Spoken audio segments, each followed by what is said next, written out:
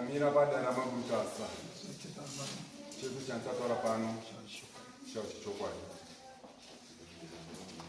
pamusoro emambo mutasa inodzidzirira samutero takambouya mudare rino naCaroline Manyuchi mutemo nganditi mafambise nyaya dzandakazifambise ndikaendesa kukuru kumba kwavo ndantarana nababa wacho wakatambira kukuru ravo ndikadzoka svika ndakadzoka ndibva ndangosvaurwa nogara pamba ndibva ndangotaura ndikataurira ndikati Kero chiendo tigadzirise tinotorise mwana twedu uye tindoona kuti taunyoresa zvaurikuda kuti tigowane pangopezvo yakabva atomhanya kucivil court akati arundishungurudza arundinetsa advantage watoti adze pano because akanga atoapa tisatosvike pamba ipo pamba mutemo ndokubva ungoramba wakati ano mimi kana nyaya yenyu iri pamambo mutasa isati nazvatokwanisa kudi kuita chatongoita tomupa peace order yekuti kana muri munosiyana musiyana nezvakadii zvine zvakanaka ndikangoti kana madaro zvagara zvakadaro chikuita ichi mutemo saka ndadzoka ndizvipano mati mimi hamusiri maina ndizvo gukuru rakaendera umwe sorry sekurunda kufunda nhasara kandira kumwe kechepasakoni rakauya rarakandiuya newabereki saka ndakaripiwa mari mwezi ndibva ndatovafonera vakati izvozvo hatina mari vati bvumi wadii watipa madhiti epamberi tione nguva yekutsvaga mari ndobva ndazofonera ndifunga ndichikutarira zvatikweseni yangu ndepekuti gukuro rakaenda here kumba kwenyu sekuru vakanzi rapiwa wakati handina kona imi makafana ini ndakapa samukuru anohanzi yakaenda nemitete akangofambisa midziyo samukuru wacho mai soko ndiani ndakapa baba vaibva samukuru akati samukuru wacho ndiani urere ikatuda muremo yanaika kuti tapufuka bhozokuruza inosakasvika ava uchaisati yasvika saka samukuru wacho ikonongaripo machitaura ndakapisa ndafanike ndakambovaudza vakatiwo kana zvichingoita unodi vanenge vachizongotiziva kana zvichiita ndovakati unongowangofona kana zvichiita imi mumaenda kusi mati makaenda sibhokoti yakaenda kusinogara sibhokoti sibhokoti mamuka chii angada protection order kuti ndisasvike pamba painini ava ndovakanomangara unozi protection order kana makambangara kana murugara pamba murugara pamba mukadzisa zvinhu zvenyu zvese mozozoita kusvika pamba ndiani ari kubva pamba ndiani ari kusara ndiani pane vana vane makore vana mwane 6 mwane 9 mwane 14 katika hamutori protection order kuti baba asasvike pamba just because pane vana yes mai ndimunopiwa custody yemwana especially kana imba itori yenyu ndimunogara pamba nevana asi hamunotori peace order pamba yekuti mudzinge baba nepeace order pamba nokarenga mwana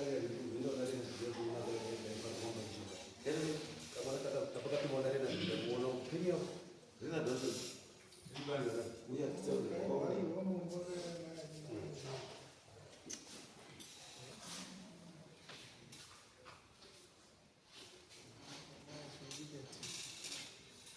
right kwataka kutuma wakaone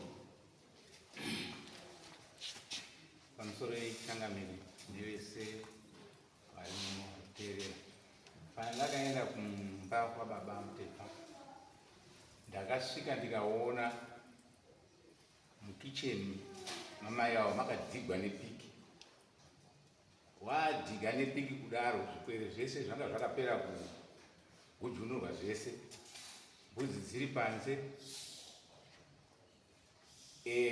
mwana ndakasvika ndikamuona ane urema nechokwadi saka musi wa4 October ndofunga ndo pakatongwa nyaya yababa mutepa pano ndakaenda ikisandi mukarikoto nditakura ndiri kuenda kwaodzi ndipo ndakasvika ndichiona zvinhu zvese izvozvo tisati taenda musi wa4 takatora mai takatora mai tikavabvunzurudza zvinhu zvakaitika mai vakataura zvavo tikazotora baba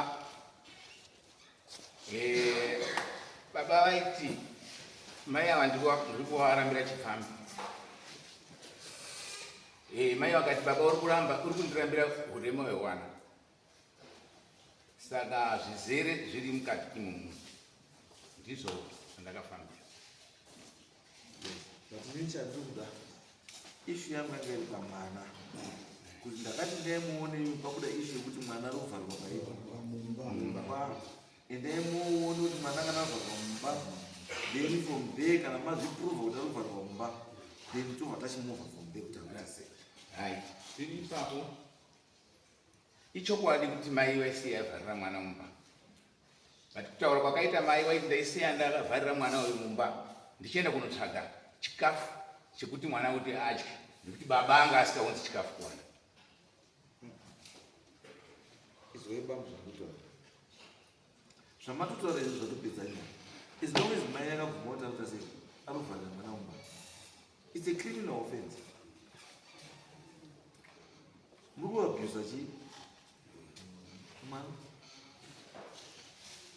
kana mwana kama kuti munovharira mwana mumba muri kunotsvaga chikafu it means hamukwanisi kuchengeta mwana saka mwana ngaende kwanofanira kuchengetwa mwana ngaitore nesocial welfare uya pano kutaita maipika ndiyo vakatarondaura nyaya yavo iri mangwana havakafona kusocial welfare enda unonzwe nyaya yeyo ndosaka ndaramba ndiri pano right saka iwe uchitaura maipika kuti chiite maarrangements ekuti mutore mwana achengetwe nechii aende safe house achengetwe nesocial welfare because hatikwanisi kuti mwana nenyaya utano huremu handizo zvinoita kuti aswere akavharirwa umba no hakuna chioro chakadaro utsinye. You are two very cruel parents. Iwe hausokuendesa chikafu, iwe hausochengeta mwana wako. Kana musikagoneka mwana ndiye hurumende. Ipe hurumende ichengete chi mwana wako. Panoti unotaura kuti just imagine ndiwe izvozvo mai wasobuda na7 makuseni wosiya keto wodzoka na7 manheru mwana arimo mune mainside toilet pamba penyu vane mainside toilet.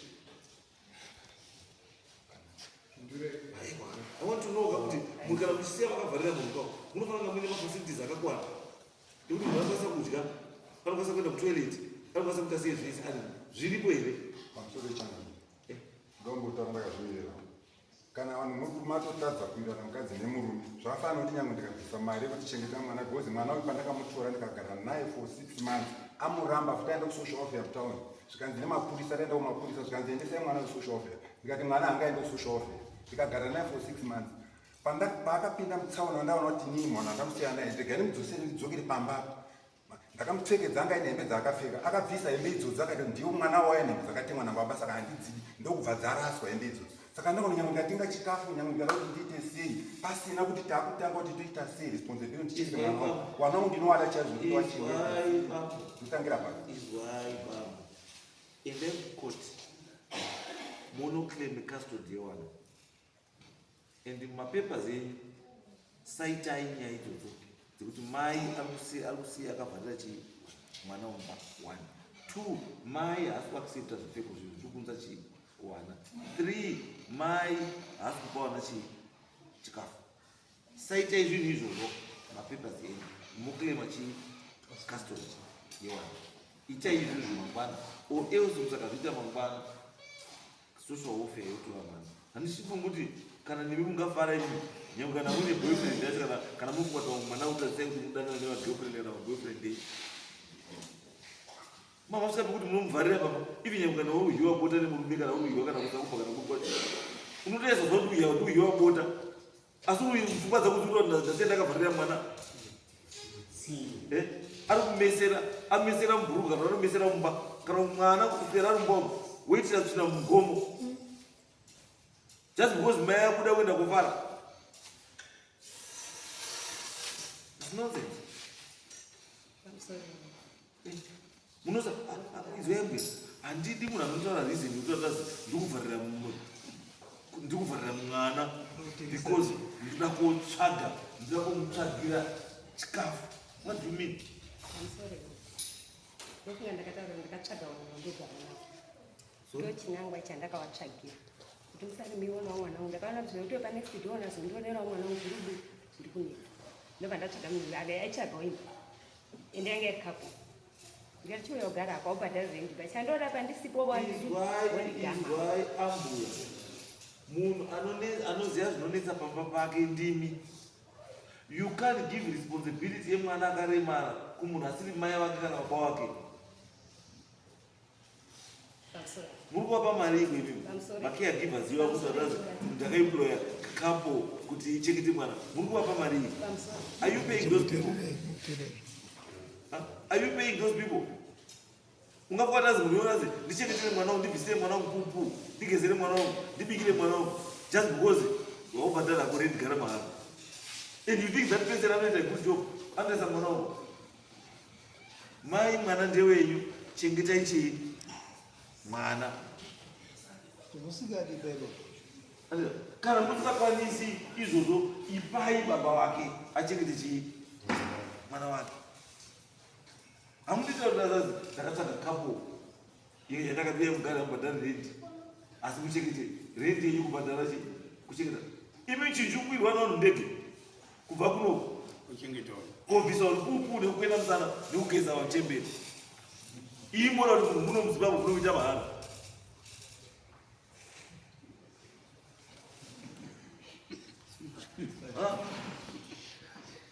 Kuti vanhu vanokwira ndege kukwira ndege kubva muzimbabwe kuenda kuuk kuenda kuaustralia kuita caregiver pfekedza chemberi mapamba kudzikwena kudzikama musoro kuita sei kudzigeza. Asi munhu ari kuzvikirira chizvo ndege kubva kuno kuenda kuuk achiraramisa mhuri yake kupi beki hiye kuzimbabwe. Wana wachienda kuzvikoro wachienda zvese vana mai ake achichengeta vana baba achichengeta. Then iwe uri muno muzimbabwe macho wotsvagawo macaregiver ako iwe wasingabhadhari wasaenda nedhora chiukwirwa nemunhu ndege iwe woti waubhadhari renti bvisa mwana wangu pupu nekukugeza. ndobva zvenguva yakareba sei Ambuya indotengesa tii ambuya saka tii kusvika mateni zvinenge zvatoita izvaimbuya mukavharira mukomo kana muda mbuya murudai ndibokuvharire munhu aiva ndati it's not about dating wenyu yakakura karoti but is the mere fact yekuti wakirwa dho the mere fact yekuti ndaita sei ndavhari nyangwe mukambisira mamuvi 25 ari mwachona tv nechii handizvo mupfungwa dziri kuti chii ivi nyangwe ndikapedza kuona mauya ndakakirwa. I can't get out of this place. Mental torture. Mungu kuti mwana anza kuzoti every day tea time ndiye ndakavhariwa iye paruto tea time ndofunga ndina mai ndimati ndina mai imi ndiwo muri kumukira muchiopawo muti ndomuzira ndinotosira izwaimbuya buya zvakava nemukadzi wakadzi wakawanda chinotovanesana nevarume inyaya kuti mukadzi anotodhireya kudya sadza riri muoma achimira kuti mudhara adini ari kuuya tidye tese mudhara usvika ave na 12 bp yemunhu yatodini yatokwira just because wanonoka kuti tidye tese chii sadza. Wati mumwe mwana unemamisira bacon nesausage neminzere unovhata akapedza uyovhara tonaa mutosira unoti matoi mwana atsenge matoi breakfast moswera mutu akazakampa chikafu chei. Musakire wana point yangu ndekuti musakire mwana pai ndakatagira munhu ambuya uyu mukomana Leonard what report you just daita say what was the reason why they killed mwana mba aienda kutsvaga chikafu chekuti adye. Ukaona paine munhu aichengeta. Handina kuona mwana Pane umwe mukadzi angane kamwana. ndiye aichengeta. Ndiye ndogara naye. Ambuya. Mwana Mwana wacho iye mukadzi wepapa ine mwana wake kunze wenyu mwana anga aripi? wabvunzei wanga uri wese. Nguva yacho ivo papa ine mwana wanga waripo wese baba namai. Saka mwana ndipo anga aripo. But paripoti yake apo kumurume nemukadzi waisiyawo bharira mwana. Izvi wakazviita kakuti mwana kusiwe kunze. Muzandina mamafura nokuruwe. Saka mwana usvikakakirwa sei? Mwana agara anotamba wandogara naye ane mwana ane 4 years. Wangu ne 6 years. Saka wakangoita muzera umwe. Ambuya, muramba chokwadi here. Handisi kuramba chokwadi. Chokwadi chatoredzwa kutaura ndechekuti musakire mwana muchii. Ndo zvandabvuma ndaramba. But take care of your chii. Andotomira we. Ndokunga maipika akatifonera. Mirai. Mutemo wechild protection. Unoti mwana haavhanya ndaura changa. Imhosva kuti vana vese havasi venyu, vana ndevehurumende, vane kodzero dzavo, vanochengetwa neDepartment of Social Services muno DSD anditi. Changamiro vakatoti DSD endaiipika enda unoona zvinoitika kumba kwenyu, munotosungwa prevention officer ndiye anoita assessment kuti mwana ari kuchengeteka zvakadii. No captivity, mwana haatengeswe, mwana haavharirwe. Mutemo anditi. Ikodzero yemwana wese kutamba even if ari disabled ane marights ainawo mwana Kupiwa chikafu nenguwa ikodzero yake. nekuchengetwa nemunhu akamubereka Kugeza nenguwa ikodzero yake. Kudya chikafu nenguwa ikodzero yake. saka apa aiti ndaivharira mwana mumba ndichinotsvaga chekudya. Mwana uyu aine Saka yoda ndesenda pachikafu. Ndamsenda siku. Aiwa. noti kumbereka Asi today ndaisiya ndakamubvadira. Ndoba ndazotsvaga. It's okay kuya. Imba muite zvadii. Ndokunga maipika Endai moite pamusoro. endai moite chii. wakamusiya mabika Moite Maipika ndakatowa wakandifonera. Wabva wandituya kwa DC. Ndoba ndaenda kwa DC. wakataura nemi Wabva wandirifeya kutown. Handi psychology school chichiya. Ndoba ndaenda kutown. Wabva wanditidzoka kuFizi General Hospital. Haakwanisi kuti timutore nokuti asati agona adzoke kuFizi aende kuTelet training nehanzi aone speech therapist. Ndoba ndafonera maipika. Maipika ndo zvataura. Asi ini mari yekuti nditi ndibhadhara handina nokuti General Hospital wakatounda $20. Watuya ne$20 kuti agone kuenda kuFizi kuTelet training.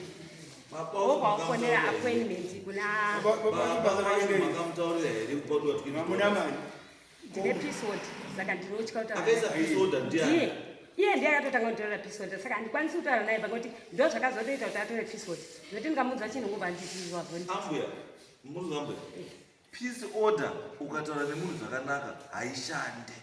inozvisaharasa inozi usaharase usaprovoke handizo kutaura kuti baba mwana panoda $20 ekwini waharasa munhu here. Musashandise mapeace order zvisiri zvoba.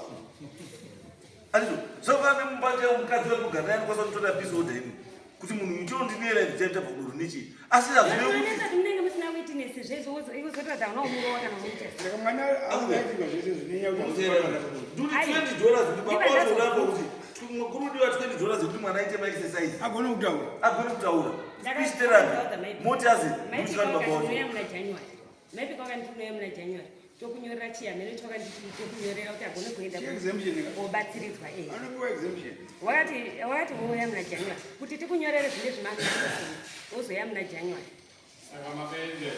Handisati ndaenda rupera mangwana emuhura zasandenda handini kupota zvisatadzoke kukoti kwemwana unorwara unoku zvekunokuka hazvinei nekuchengetedzwa kwemwana. ambuya izvo makaenda kuna maipika ikotini yakati ende kuna maipika ehe ikotini yakati ndokandirifiya kuna maipika kuti kuti wadi wakubatsirei handika asi nyaya yedu isusu yanga isiri izvozvo zvese zvana speech therapy nechi nyaya yedu yakanga iri yekuti tazwa kuti mwana ari kukirwa pai mumba taswai takazoinvovha na maipika maipika kokuzokutidaidzai kuti dambudziko renyu chii tipo makazotaura nyaya dzisedzo kuti speech chii zvemwana nechii ndobva wachikuadvaisai kuti ichi endai pakati ichi endai pakati ichi endai pakati asi mimi ndakabona dambudziko rangu neni idzo yambwera ndakakutaisaiso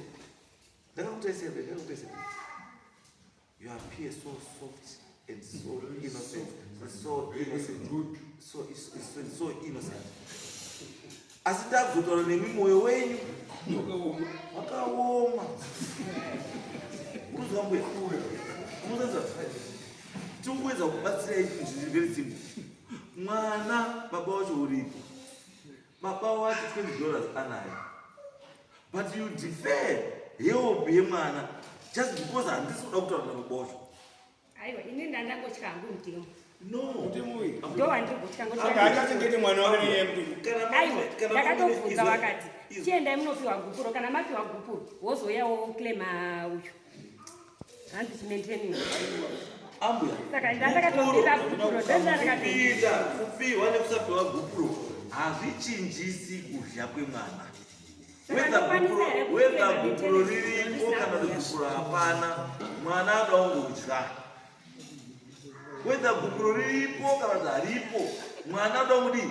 arikuda kungudya ini ndinoda kuzotobatsira mwana ndati ambuya protection order mudzimba umu muzondoda bota riri kudliwa seprotection order iripo muzokwe aiwa munotyei ndosvika mutemo ambuya mutemo iyi chipepa chiripo chepeace order chiripo ichi chiri chose paheadboard apa chiripo chakataura kuti usamuharase usamutuke usamuchaye hatizo taura naye zvakadii zvakanaka chiripo paheadboard apa walikono yabota outopedza hapana kupa umwe that was nice I enjoyed it wagura mutemo upya ndingamudzane muromo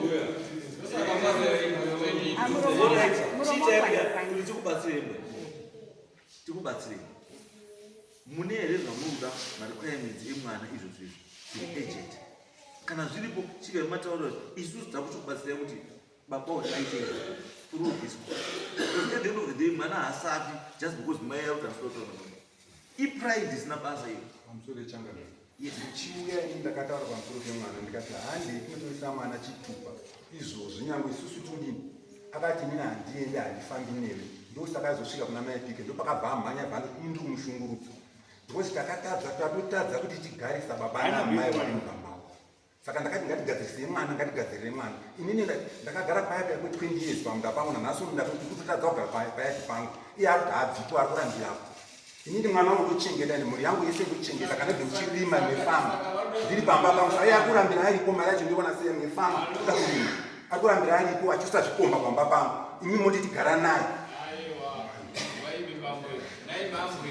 mwana munozonondoresa nani mubhesentiri ndofunga vamaitika varipo waindikukurisa ndakataudza kuti maitika panana appointment kuti mahealth card zvese ndiye anazvo mongondiudza kuti akuya rini ini ndoyanaye andikwanisi kufamba naye babazi dai maitika varipo kana muine nhamba dzawafonere saka mukuenda unotora rini ndakatoti maitika tazvizwa izvozvisaka mukuenda unotoresa rini mwananingwa rurendo vangondiudza kuti vari kuenda mangwana inini kana vari kuenda mangwana na 8 ndoendawo mangwana chiendai mangwana na 8 wakangoti iye akauya imi mumandi endai kutupa mandi mugadzima madokumenti emandi asi handina mari izvozvo handina mari ngamunditi mande nhasindauya kuno mari yacho ndoiwanei wanandinawatoya muchikuru chikoro zvakavhurwa ana kana mwana wayainaye une mwana wanuchengeta mucheche ndina ana 2 vana kuti ndisavaone izvozvi ndindaichengeta muresponsible father ndinoda kuchengeta vana vangu ari kuhanzisa iye wacho ari kuti kumba kwenye apo kwete hakuna zvirema ndikati chibva pamusha pangu siye chirema chiri pamusha pacho ngaaende kumusha kwawo asiye chirema chiri pamusha pakutepo kwete kuti ndikuramba kuchengeta mwana wangu handirembi kuchengeta handizi muzungu wangu ngaaende kumusha kwawo because atati ari kuisa zvikomba pamusha pangu ndakamubata ine zvikomba pamba pangu ndikamutora chienda chikomba chako iyoyo naizvo kuda kutsvaga mudidzinga pamba kuti asane nechikomba chake achiwa chitaita pamba pangu ini vana vangu ndakuda kuitira kumuchengeta mhuri yangu ini ndangura kuchengeta asi ndoda ndiri murimi zvichiri mandi pamba pangu ngaarongedzaende musha kwawo andisiye nemhuri yangu nezvirema zvepamutetwa simbo ndo zvandiri kuchema hangu chii nekuti zvichazomusvika panguva yekuti ndikaedzera passion for so long pandaedza kuti mari mutemo ngwandibatsirewo ndisunungukewo but panguva yandani manje haisi ava ndiri muranda pamucho wandakawaka changamiri gupuro ndakapamba kwankuru kwandakaendesa mutete ndo kwandakamba Mande, endai kuti court munoita application yecustody yewana pataripo pavamba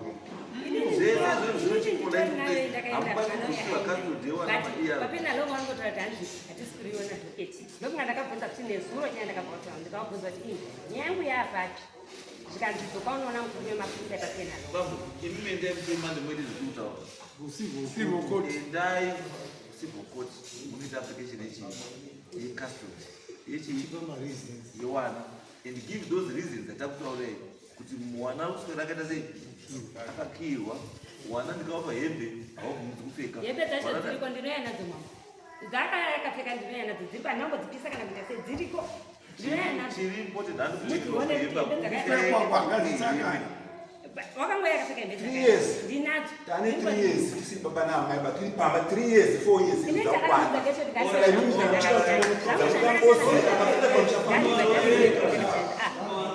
ndisina chandina ndozvandakaya wanani Gambo ya terere. chiendai muite zvitatu wanani asi ndinazvira pamba ndinoshika kugara pamba masa achaoni ba ndatoa office ndakuna mchikuru nandara achazivi zvipitika mutamusha wako achandikuya mangwana uma ndakafa chakama Gambo terere ga zvitatu. tati bambo ende kucivil court motaure nyaya iyi nyaya ipere but mukaramba muri kuverengera kuenda kucivil court pamwe nyaya iyi haiperi ba murusendutori endai mande moite zvitataura muonoti hazvifamberi zvomunotaura mazwa bambo endai moite zvitataura izvi muonoti hazvifamberi handi saka handizi mati yagumira pepekupura racho rakaenda risakatibata kuti tati nyaya yegupuro uyu ari kunoona samukuru achaya chikutaura kuti gupuro akapani mobvunza munhu iyeye wozwi ari kuti gupuro rakadii rakaenda samukuru ungamuona wobva mabvunza samukuru kana kuti achataura samukuru ndotaurire munhu kuti gupuro ndakapa ndii sekuru ungakunyanya makati uende kuda sekuru imimi ndini makati apa sekuru sekuru ndiye baba watosiya saka imimi sekuru asinosha ambeno kwaari ambeno kwanotogara hanzvadzi yake yakavanaye toba aitoziva anogara inini pandakaenda kundoroora pakaendesa samukuru ndo muvhireji mabhata ndo kuna baba mini wake baba mini wake handichazozivi zvekumusha kwauti vanofambisa wakafambisa sei chikanga chakasi samukuru wangu ati gupuro rakandoenda pandakaisiya mutete wekutanga ndo kwakandakamonisa ndizvo saka mhino yautana hanzvadzi yake yanouya nayo ngawachibvunze kuti gupuro kumba kwavo akatambidzwa ndiani ndeimutangira handi aka inini ndikogara pamba irikandisunduka kuti last time pandakabva kuno kwakadani mabvunza rikatibva pamba akaza yakandira mvura akaita sei ndozvakati zizoita kuti ndiende polisi polisi ikati achazvigoni tiende kucivil court ambuya ndokunga ndakafonera ambuya tati mande civil court inopedza nyaya zvese custody chii zvese zvobva zvapera endai muite izvi neunosara nevana neunogona zvese neunoenda vese Asi bhedhi remwana ngaritorwe. ndiani maparticulars ese Ngaritorwe kwete kuti ndiani hepike maparticulars ati tumuri waiberipa. chiendai